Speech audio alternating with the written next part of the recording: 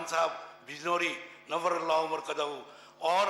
دارالعلوم دیوبند وقف کے محترم حضرت مولانا محمد سالم صاحب قاسمی، جنہوں نے اپنی کمسنی میں حضرت اقدس شاہ صاحب کی زیارت کی تھی اور بکثرت کی تھی، اور ان کے منجلے فرزند حضرت مولانا اکبر شاہ صاحب جو حضرت مولانا محمد سالم صاحب قاسمی کے کلاس فیلو ہم درس اور ہم سبق تھے شعبہ فارسی میں، انہوں نے زیارت کی اور انہوں نے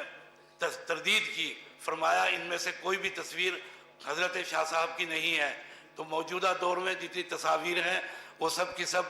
غیر یقینی اور غیر تصدیق شدہ ہیں، اور وہ اس کے اندر ایک شاہ صاحب جو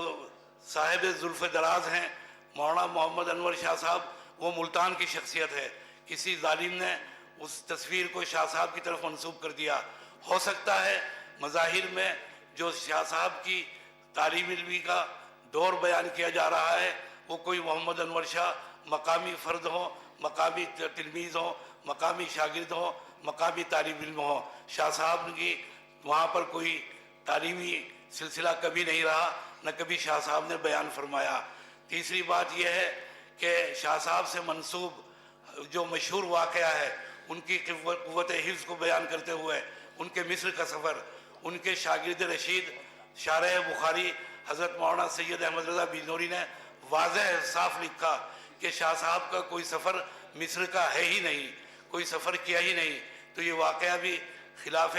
واقعہ ہے اور اس کے اندر بھی کوئی حقیقت نہیں ہے۔ ان تمام چیزوں کی وضاحت ضروری تھی اس موقع کی مناسبت سے، اور اس کو غنیمت جانتے ہوئے میں تمام حضرات کا شکریہ ادا کرتا ہوں جن حضرات نے یہاں پر مقالہ نگار تشریف لائے اور انہوں نے شرکت فرمائی، اور